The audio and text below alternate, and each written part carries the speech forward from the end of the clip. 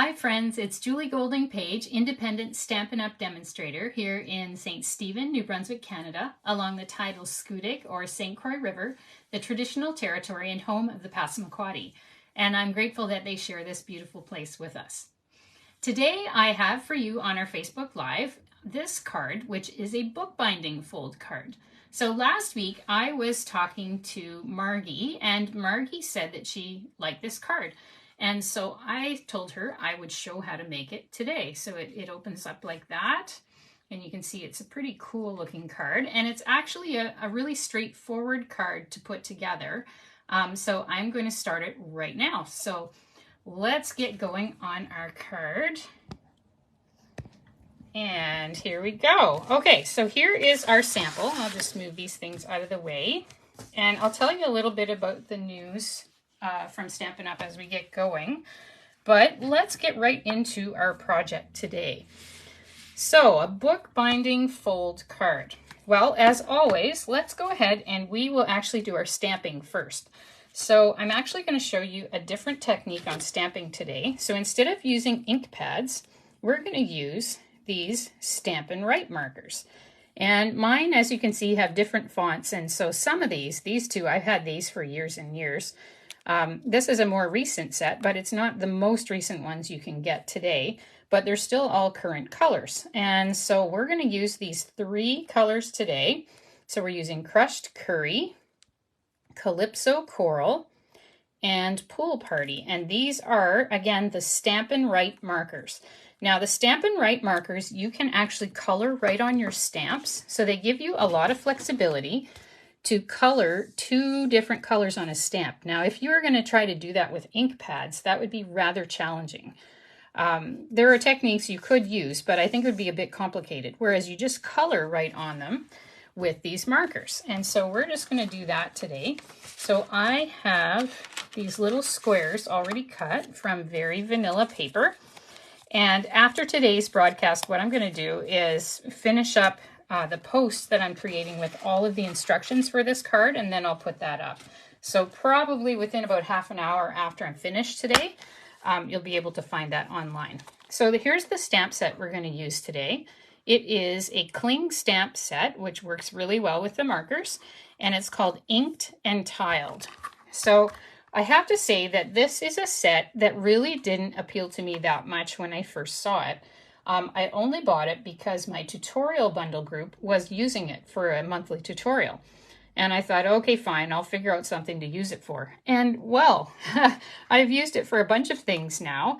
And what I found is I really like this distressed look to the flowers and to the leaves. And I've made all kinds of things with it. So let me just show you a few other things I've made before we start here. So these are some cards that we did in my Creative Cafe group, which is my team.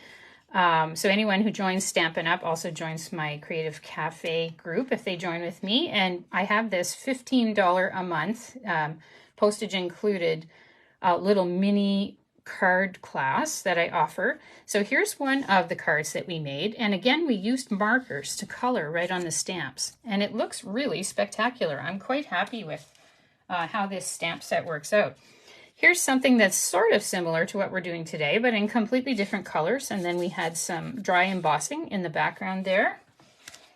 And here's another card that we made. So again, I used my Crushed Curry marker to color right on the stamp, and then we cut it out. And so that just makes quite a spectacular center for that card. And we also did this one. So we did some background stamping there. So that's Old Olive on Old Olive paper. So it stands out quite a bit, more than you might think. And this here, this is with the markers. So I started in Old Olive here. And then when I got up near the floral part, which is, what's it called? Cherry Cobbler, yes. I switched my Old Olive into Garden Green. And you can see how beautifully that blends at the top. I've got another sample of that one that blended a little bit differently, so you can see that as well. And so you can really get some interesting blending effects as well when you use these different markers. So I passed that on to you to give you lots of ideas for using markers on stamps. What I would say is make sure that it's these Stampin' Right markers and not the Stampin' Blends. So just to be clear, the Stampin' Blends are the really wide ones, and they say right on them Stampin' Blends.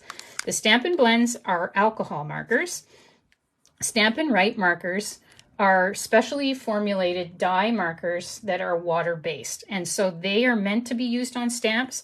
The alcohol markers can actually degrade the surface of your stamps, so you don't want to use those.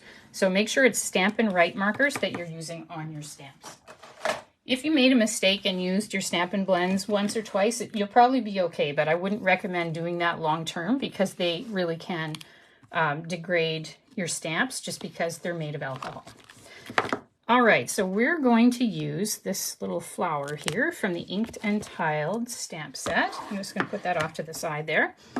So you'll need your block, and we're just going to put that on there. Okay, so let's just color them exactly like I did here. So I just alternated the 3 colors to make 3 completely different flowers there to match our paper. And I'll tell you a little bit more about the paper as we get going. But let's start with this one. So actually, no, let's start with the yellow because then we'll just get the yellow and we won't get interference from the blue and the Calypso Coral. So the center is what I want to do first so I don't end up blending it by mistake. So I'm just going to color on here. And what I'd say is you use a fairly light hand because you don't want to damage the tip of your marker by pressing down really hard. And I'm using the brush tip, and I'm using it kind of on its side rather than up and down like that. Oh, hi, Kathy. Yeah, I'm just using some markers here today to color right on my stamps with the Stampin' Right markers. And maybe you've done that before. And if you're watching today, let me know if you've ever tried using the Stampin' Right markers right on your stamps. It's something that we don't really hear a whole lot about, but it's really a nice technique and it can kind of provide some additional interest. It's also really good if you have a stamp that has some real detail to it. So a lot of the cling stamps can be like that they're very detailed and they might almost call out for different colors to be used in the image, but it's very hard to do that with an ink pad. And the markers give you the ability to do that. And you don't have to be fussy about the coloring. It's just getting the color on there that matters. Oh, you haven't tried that yet, Kathy? Yeah, they just, I don't know, I just think it's a really nice technique. And so I've been kind of working on that this week a bit. So let's see if we can get this on here. All right, we'll just press it down for a few seconds and see how we did. Okay, so there you go. So that's what we got. And that would be really hard to get, those 2 different colors, if you were using a stamp pad. So I really like this result that you can get using the markers. And you can also blend with them. Now, I'm not blending here today because I want the 2 colors on the flower to stand out really well. But you could, on certain images, blend the things together, like I had showed you with this card as well. So this one with the flowers where you've got the 2 colors of green and they blend really, really well together and just give a watercolor effect. So it's just one more little tool you can put in your toolbox for doing card making. Let's see, let's do the blue one next. Now this blue one that I've got, this is a really old marker. So I've probably had this marker for, well, probably the age of my daughter. I would say it's at least 12 years old. So it's getting a little fuzzy on the tip here. Oops, I don't know that you can see that. But it's still working. So these markers tend to last for a really, really long time. Especially if you don't go hard with them. So if you just kind of go easy, and even though this one has been around a long time, I'm still getting decent coverage because I'm just using the edge of this brush tip, and I think it'll still work. So, okay, so we want the Calypso Coral in the middle, so we'll do that. And I'll go in and add that right now. So again, you don't have to be fussy about this. If you don't like coloring, no worries, because there's not really any rules for this, and you just stick the color on there. That's really all it's about. It's not staying in the lines or anything like that, and you can do as much blending as you want, but you don't have to do any if you don't really like to. Okay, so let's see if we can get this on here. All right. And how did this one turn out? Let's see. Oh, very nice. Look at that. Yep, that looks good. Okay, yeah, that's very nice. All right, so we got that one done. And we'll go on and we'll do our third flower next. So I'll just make sure I get all that color off as much as I can. And next one, we're going to have the yellow in the middle, and we're going to do the Calypso coral around the outside. So I'm just going to put the yellow in the middle first. And then I'm going to go ahead with the Calypso coral and just color it really quickly all around the edges. Yeah, so sometimes I've had some customers say, you know, what do I do with my Stampin' Write markers? Because they come to really, really like the alcohol markers, the Stampin' blends. And I mean, I agree with that. I love my alcohol markers and I use them more than these ones. But then every once in a while, I think, you know, how come I'm not using these Stampin' Write markers? Because they allow for a whole different set of techniques that have nothing to do with coloring really, and everything to do with using them like an ink pad. So it's quite nice. And also if you get a set of these, it can kind of increase the number of inks that you have as well. If you don't have the full collection of all the inks, you can get one set of markers and that'll give you a whole bunch of ink colors right there. So that can be a useful thing too. All right, let's see if we can get this centered on here again. Hopefully we got that down there very nicely. And oh yeah, that looks really good. So you can see how interesting this is for coloring an image where you want to use more than one color, but it's hard on an ink pad. Okay, so we've got those three. Now we want to go ahead and do our sentiment. So I've got one more square here.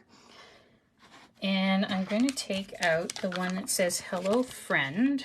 So that's this one here, hello friend. So I'll just pick it up with my block. And here's what I find is really helpful with a sentiment. So I start at the top and just use kind of light strokes down each letter. If you go across, you can get kind of a blobby effect that maybe isn't so nice. And so I just keep going this way. Someone at our Creative Cafe meet last night said, go with the grain from sewing. And yes, exactly. That's the basic principle of this. So just keep going in the same direction so everything kind of lines up. Okay, so let's see what we can do here. All right. So I kind of want this as straight as it can be. Let's see if that'll work. So we'll just hold it down for a few seconds and we'll see how we did. All right, so that looks good. Okay, so we've got all our stamping done. So we're all done with our markers here. I'm just going to move them out of the way. And now we can start to assemble everything. So let's first put our little squares onto our Calypso coral squares.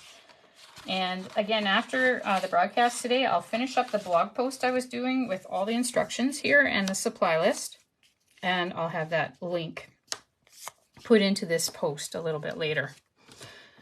Okay, so let's see. We can just put a little bit of Stampin' Seal, and that'll just keep them stuck on there very nicely. So there's one. Doesn't really matter what order you do it in, as long as you get them all stuck on there. Here's one more. All right. There we go. Whoops. All right. We'll put that one on. And one more.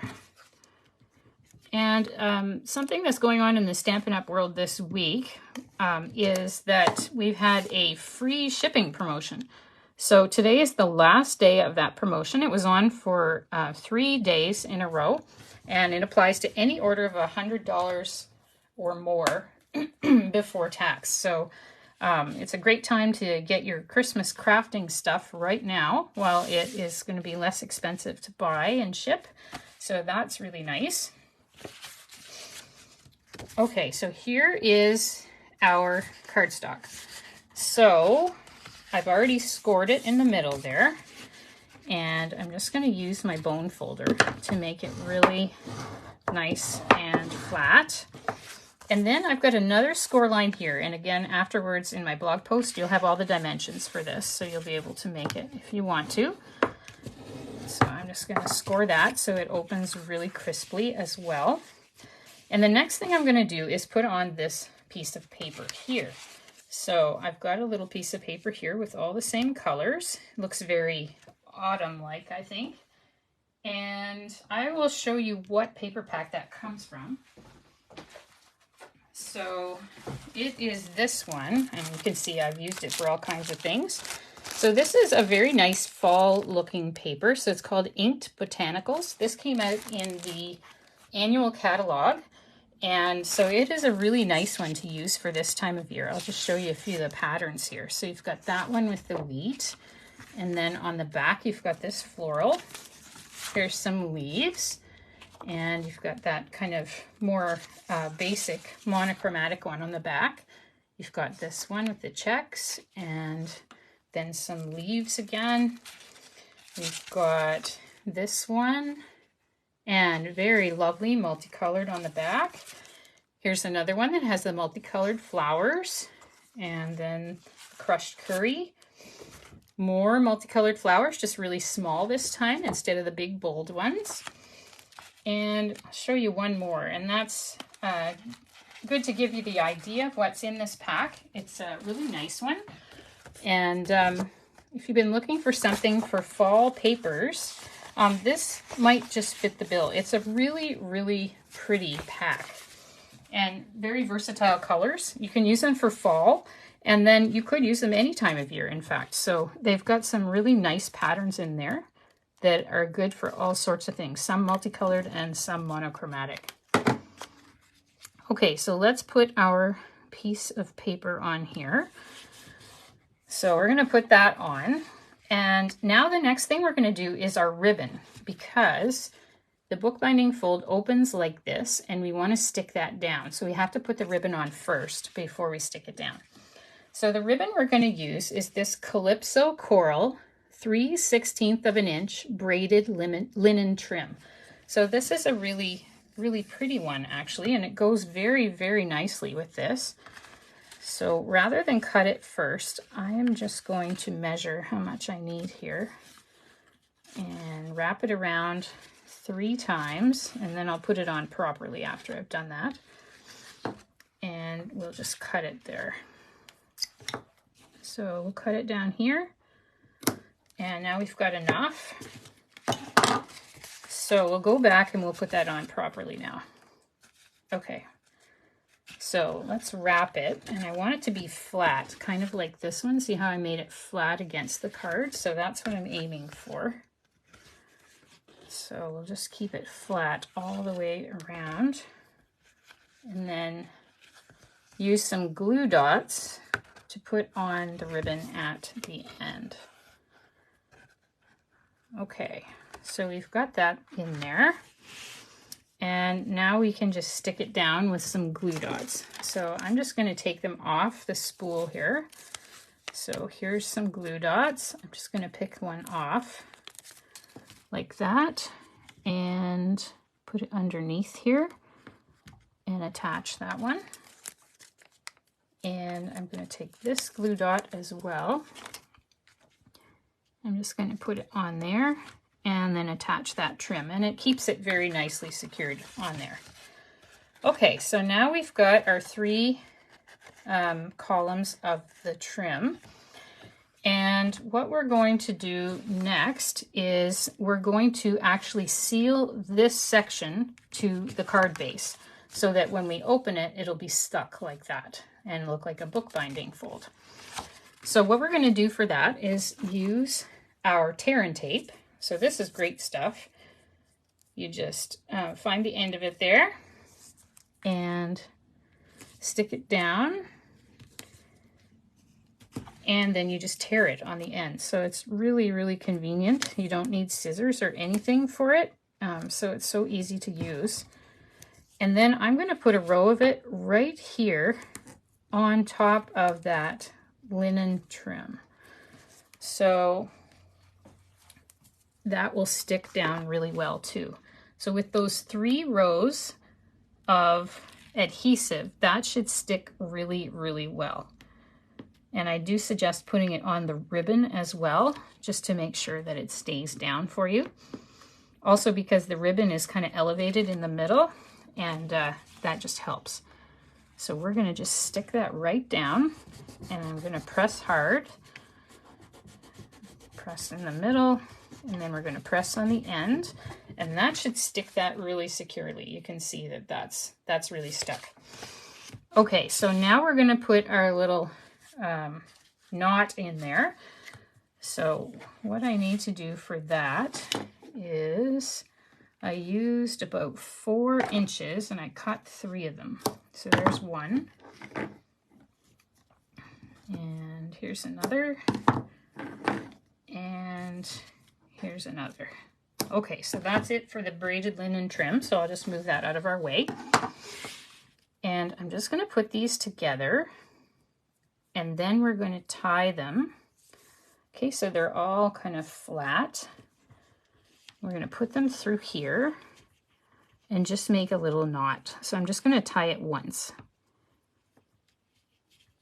And just be aware too that this may make your card a little too thick to mail. So you'll want to check with the post office before you mail it, just so it doesn't get returned to you. And let's cut these little strings on an angle. Okay, so let's see if I can hold them there. So I'm going to cut on an angle that way. Okay, that's good. And we'll do it up there too. There. So it gives it this jaunty little knot on the side. So that looks pretty nice. Okay, so now what we're going to do is we're going to take a square of Very Vanilla, and we're going to add that to the interior of the card. All right, so we're going to put that inside just so it's easier to write on and easier to see. I think you could successfully use a black or a blue pen on this Calypso Coral cardstock, but it just looks nice and more finished kind of with this little square inside.